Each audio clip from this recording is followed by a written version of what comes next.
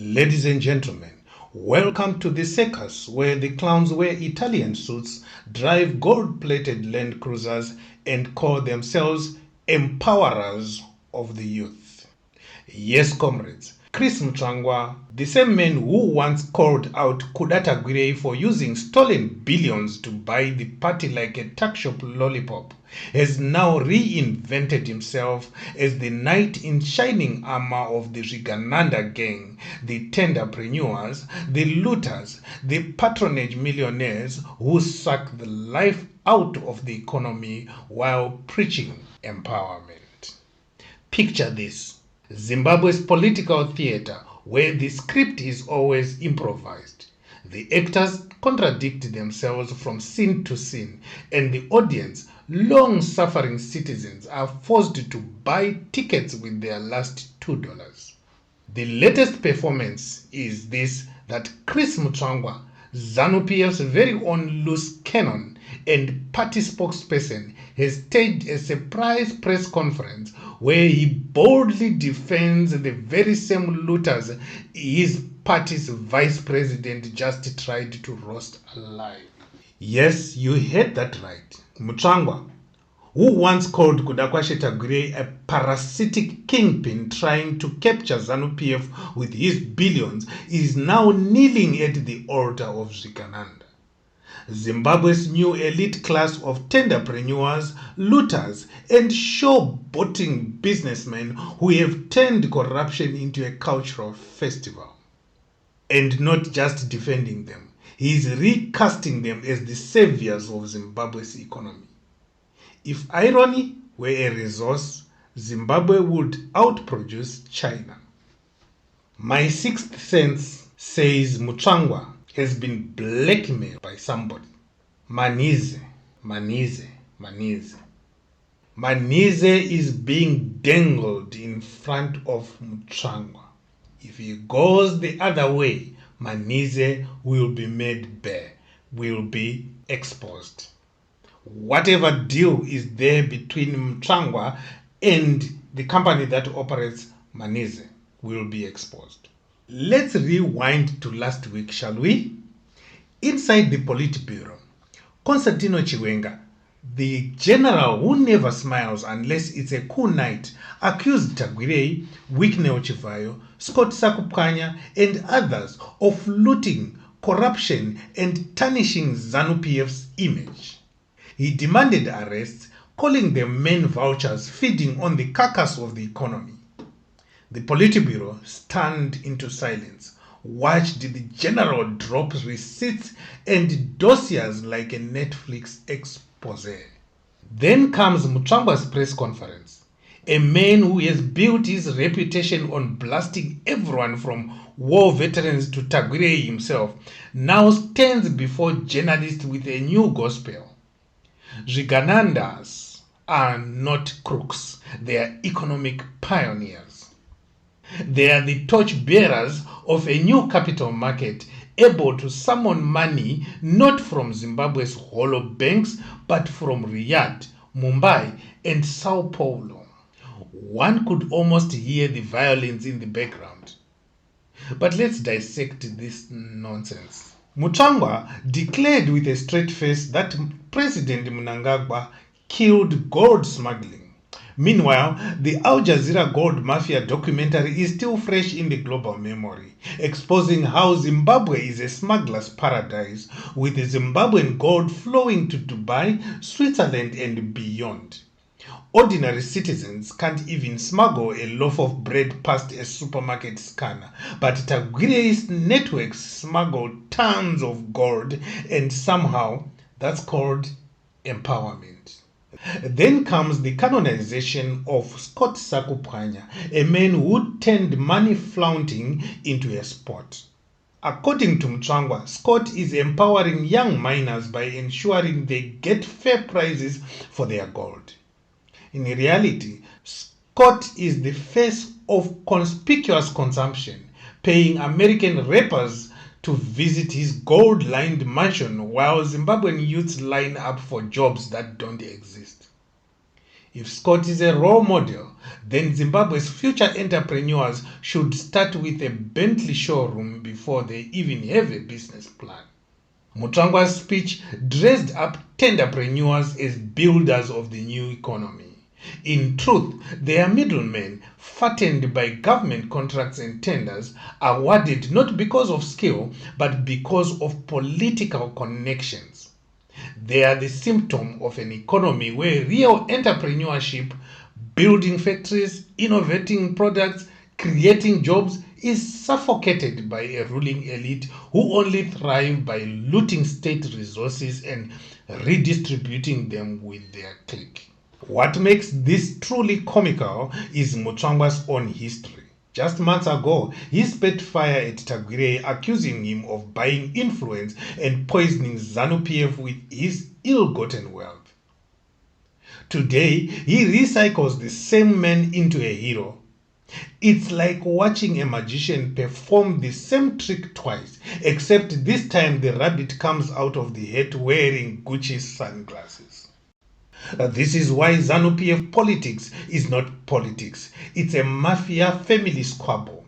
One day, Chiwenga wants the looters in chain. The next, Mutsvangwa wants them united as visionaries. Meanwhile, Mnangagwa sits quietly, the godfather in the corner, watching his lieutenants fight while ensuring his patrons, the very same Zvigananda in Kwesen, continue bankrolling the party.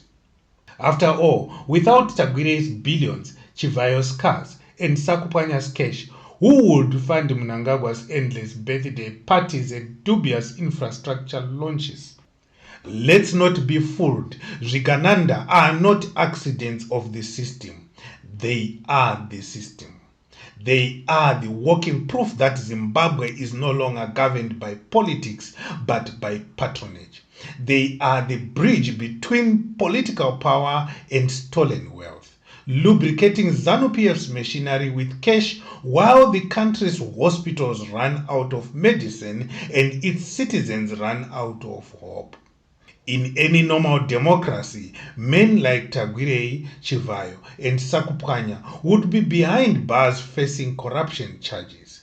In Zimbabwe, they are invited to rallies, praised by the party spokesperson, and handed contracts on a silver platter. This is not empowerment. It's enslavement. It's the institutionalization of theft, gift wrapped and sold to the public as youth empowerment and new capital markets. While Mutsvangwa defends Zvigananda in press conferences, ordinary Zimbabweans are stuck in queues for fuel, for passports, for jobs that will never come. While Sakupwanya hands out cash at rallies, civil servants beg for $100 salaries. While Chivayo imports Bentleys for his friends in the Politburo, children in rural schools sit on the floor with no books. And while Mnangagwa's cronies loot gold, millions of Zimbabweans are pushed into the diaspora, forced to clean toilets in Johannesburg and London. And this is why Mutsvangwa's defense of Zvigananda is not just laughable. It's insulting. It's a slap in the face of every struggling Zimbabwean, a reminder that ZANU PF no longer even bothers to hide its corruption. They defend it openly, glorify it, and expect applause. And so, once again, Zimbabwe is reminded that it is trapped in a mafia state where generals, spokespersons, and businessmen fight over the spoils of looting while citizens pay the price. Mutsvangwa has chosen his side, and it is not the people. It is the Zvigananda, the looters, the tenderpreneurs, the gold mafias.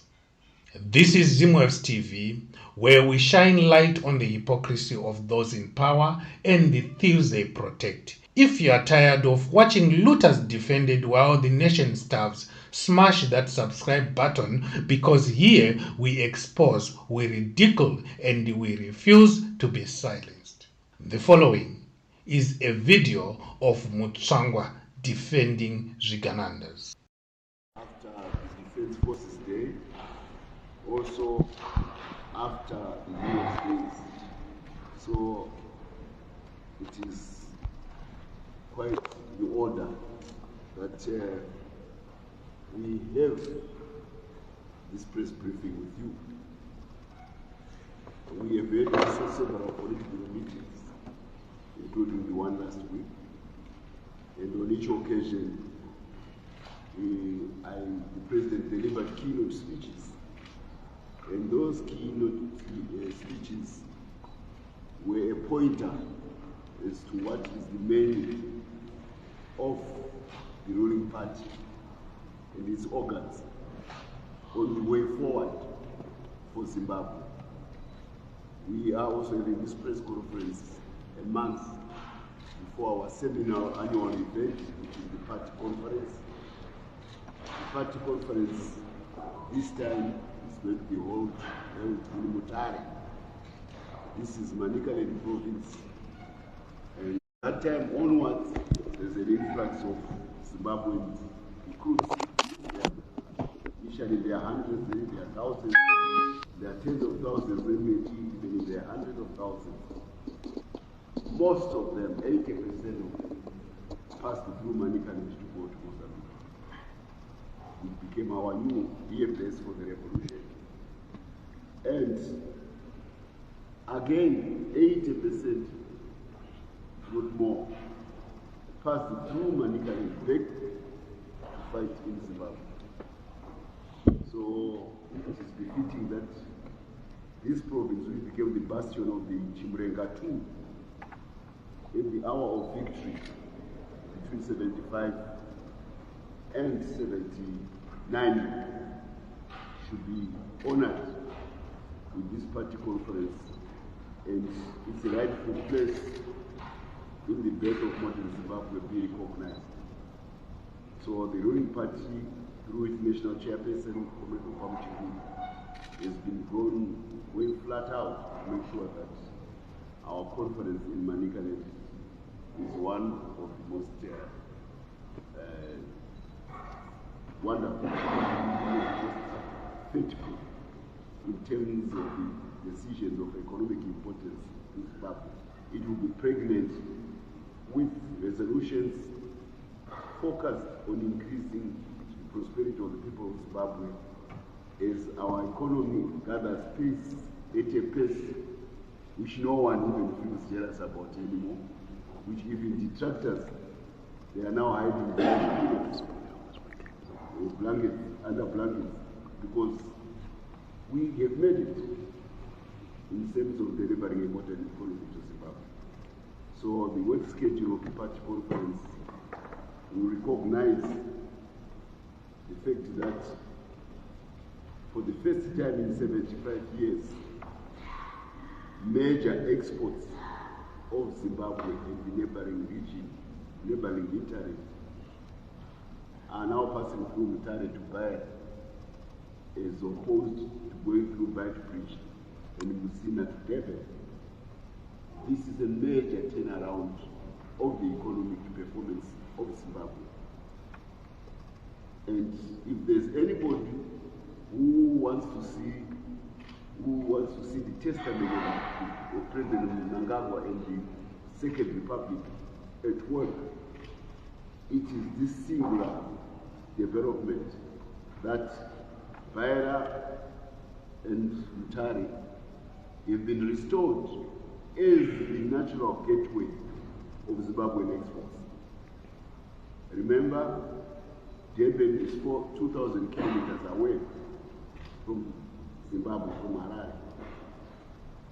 Mutare is only 300 kilometers away from from Beira in Mozambique.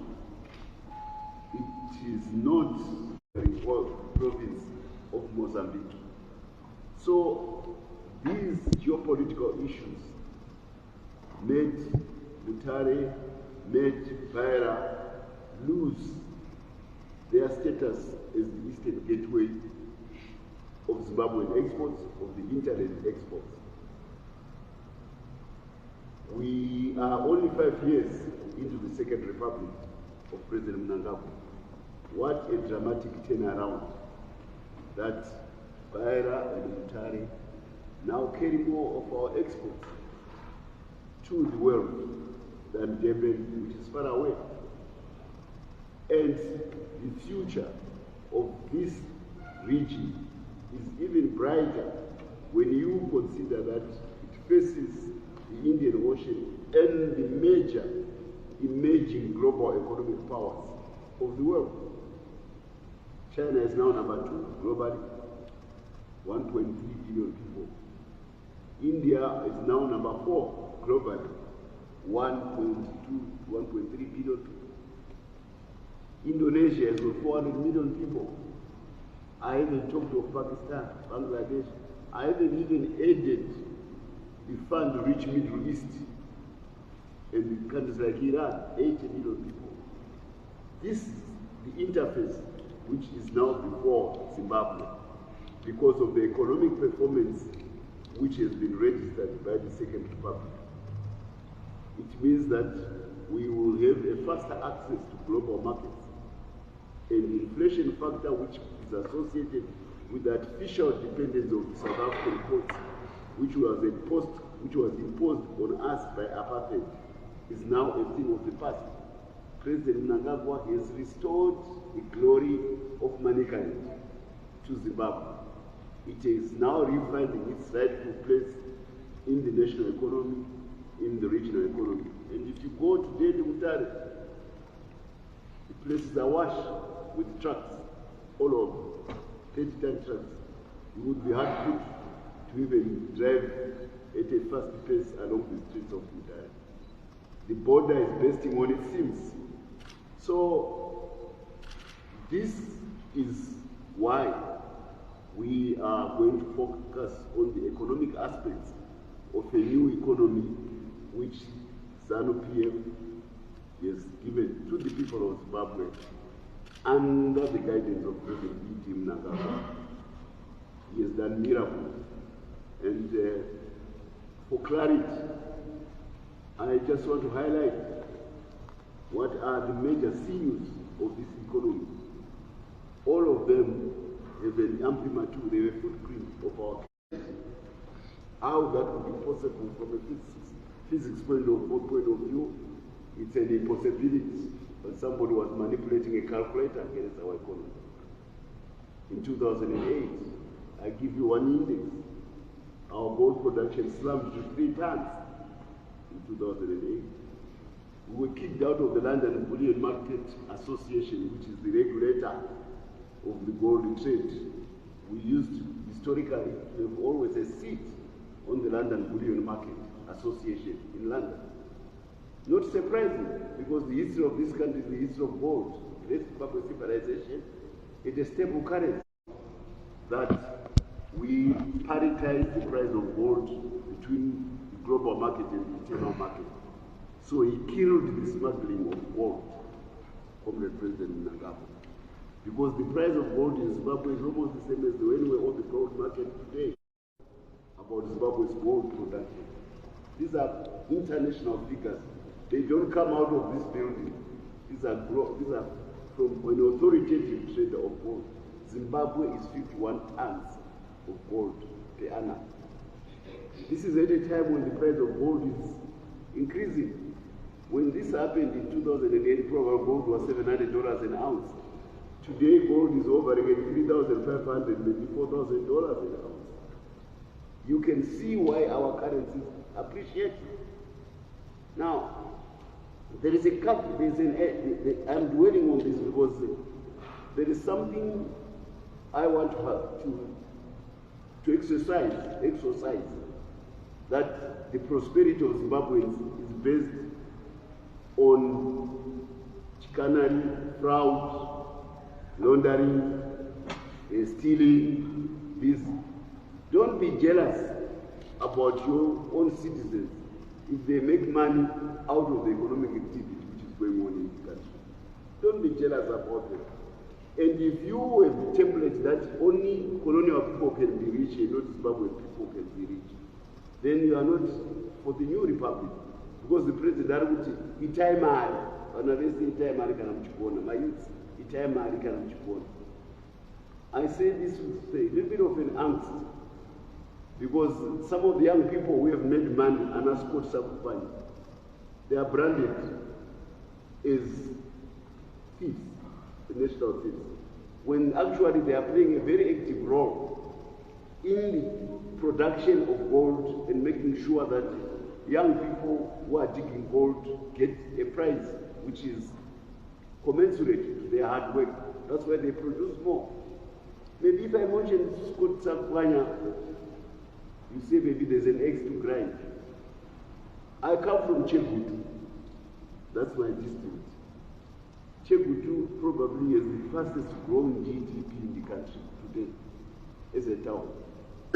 Between the road to Chinoi and the road to Harare, there is a company called Magaya Gold Mining there. This is former giant mine. 4 years ago, the young man came to me as a lawyer, asking for my blessing to evict 5,000 to 10,000 SME gold miners at that giant mine. The reason why he came to me is because I'm the top politician in Mashonaland West.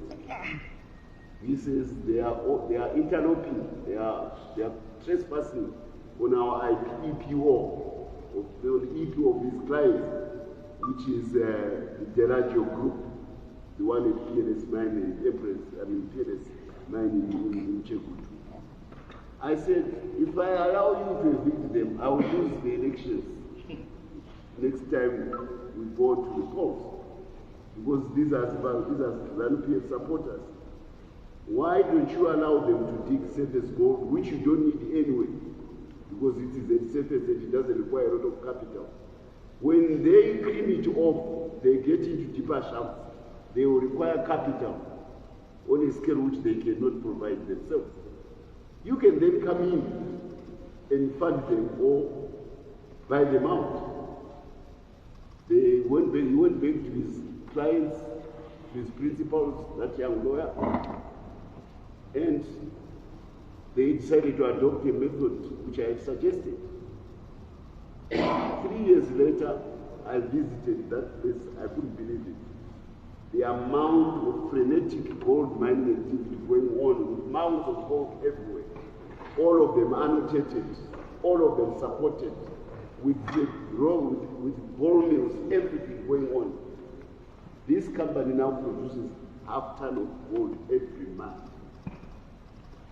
They are going to take the model of Mazoe. They are taking it to Chikwekwe. They are now going to Gwanda. These are Zimbabweans, young Zimbabweans. I can mention the name, but probably I shouldn't, but I will. It's called Zwelilunga of Magaya Mine. This is the new breed of Zimbabwean gold miners who are making money. So when you see the ZIG strengthening, don't be surprised, because these people are digging gold. He's only one of many who are doing that. This is President Mnangagwa at work. This is ZANU PF at work, charting a new economic path for Zimbabwe. I want to say this appeal because I'm going to entertain some questions. Then all of them send around black marking Zimbabwean entrepreneurs. Maybe there's one apple here and there. Maybe there's one who is showy here and there.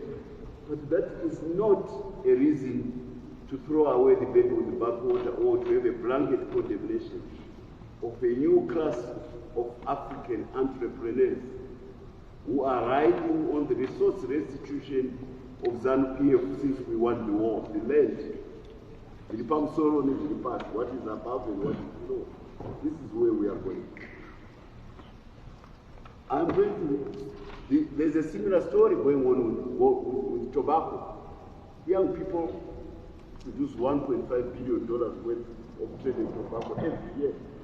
This is not small money. Gold for these SMEs around $2 to $3 billion US.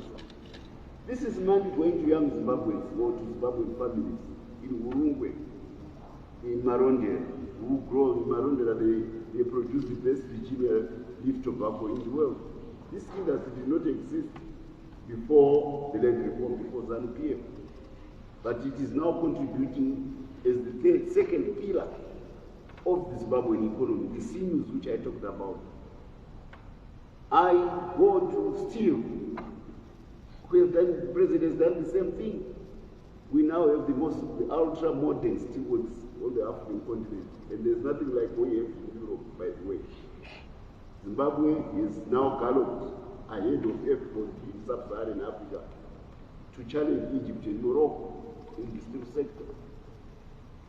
You will be happy to hear that at the guidance of President Mnangagwa, we have reached out to what would have been our rivals in South Africa in the steel sector. We are now forging a synergistic relationship with the South African steel industry. We will focus on the raw steel production because our steel plants, blast furnaces, ultra modern, very efficient, and the iron ore is next to the blast furnace. The coking coal is next, is not far away. The ferrochrome is nearby. So the cost of production of steel in Zimbabwe is probably unbeatable if we can address the energy issues. And this company is an energy plant. It is blast furnace. So the South African side only want to jump from number 22 to number 11. And they are seeing the Zimbabwe steel industry at Manise as the ticket to them producing world-class steel goods at a competitive global price so that they can cover is what is called the European Union today. But we don't have a history of fighting in South Africa. We are friends, we're fighting, we're actually allies fighting together for the liberation movement. So we have a better template to start, a better pedestal to start with between Swane and Harare.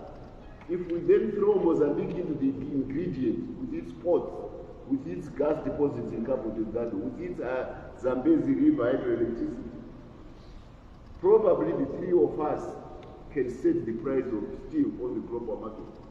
We can take even the Chinese to the cleaners. These are the things which occupy the mind of the president. And when he was out of the country, he has made a number of trips recently. Most of them have been focusing on how we can raise capital for the infrastructure which is needed to sustain the growth of the Zimbabwean economy at the pace which it has attained. 6% GDP growth per annum, even by IMF standards, is not something which you can frown upon. We are doing very well as an economy.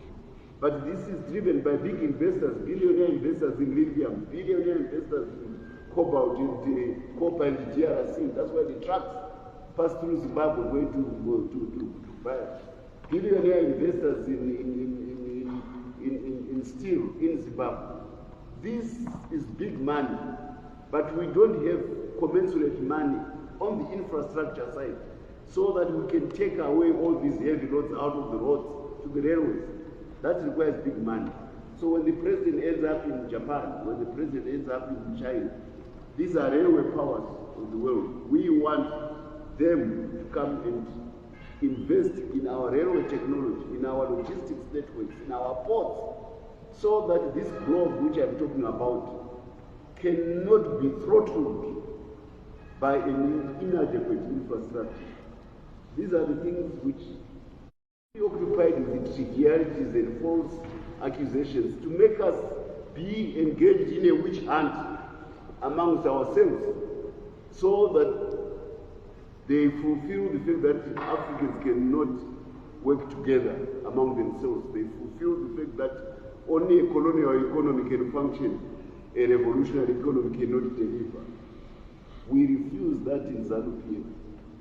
Adamantly refuse that because we have shown 22 years into sanctions that we can defy, which has become flat.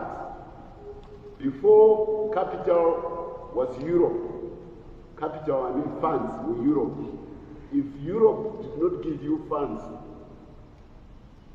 you are fated to wallow in poverty. It is revisiting Zidera to kill it. That's not happening because America has become charitable. No. It's happening because they've seen that Zimbabwe can defy the odds and can prosper even when America is denying it access to the capital markets. Now they are saying if you can't beat them, maybe they join them. We welcome. This is a good thing for Zimbabwe. The American market is huge. It's the largest in the world. We even wanted a reciprocal trade arrangement with America, as the president said. Why the reason? Because we believe that we can export steel to America and make money. What Zimbabweans are saying. So you can't argue with success, and nothing succeeds like success. These are the issues which our president and his party grapple with in the political. How we keep the economic momentum which we've gathered so that it can be sustained. And if you want, sorry.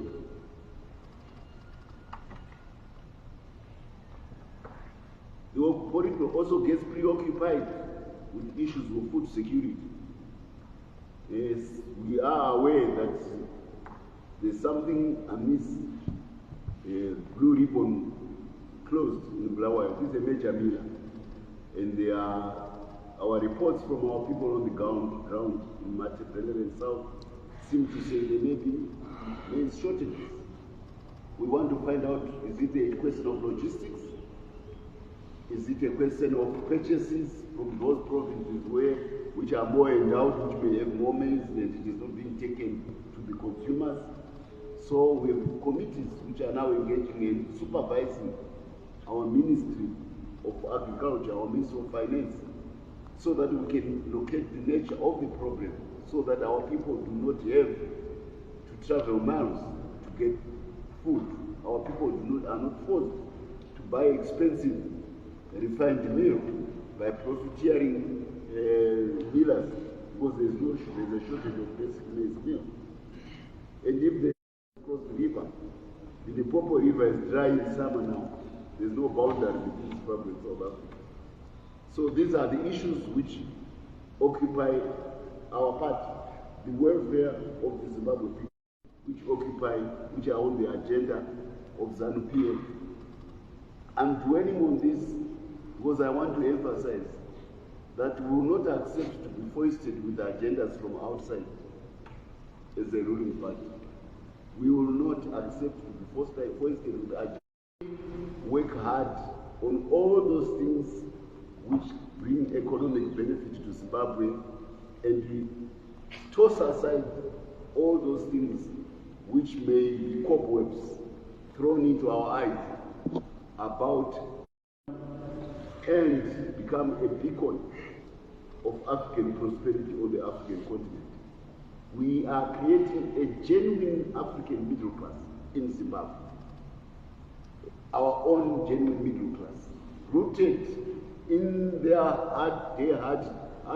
day-to-day hard work on the resources which they were given by God, so that they can use those resources to build prosperity for their families all over Zimbabwe.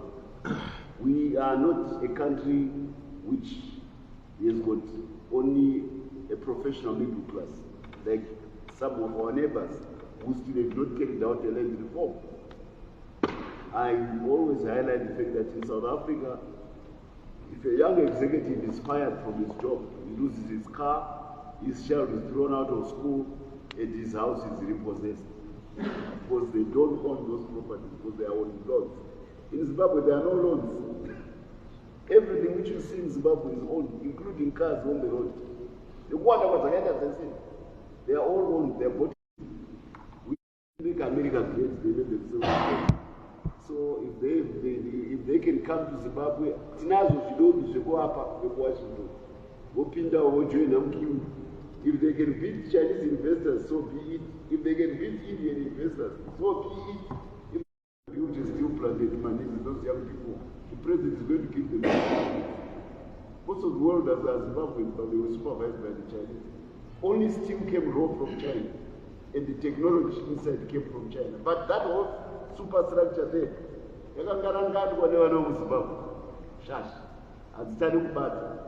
so with a population like that, with a country so well endowed, with a party which is so well committed, we cannot go wrong. This is where we are going as a country. I don't want to talk too much before I entertain questions. Because Mawia Makawa understand there must be a lot of burning questions. But I felt I make everybody understand that let's not be unduly critical of each other when some of us become prosperous because of the good work which we are doing. And when the success, let's admire. Yeah, even sometimes when they may be showy ones who do wayward things, not everybody has got a standard behavior in the country. We all come in our diversity. I will entertain questions. I may come to a few other things as we go along. But for the time being, I don't want to be a monologue.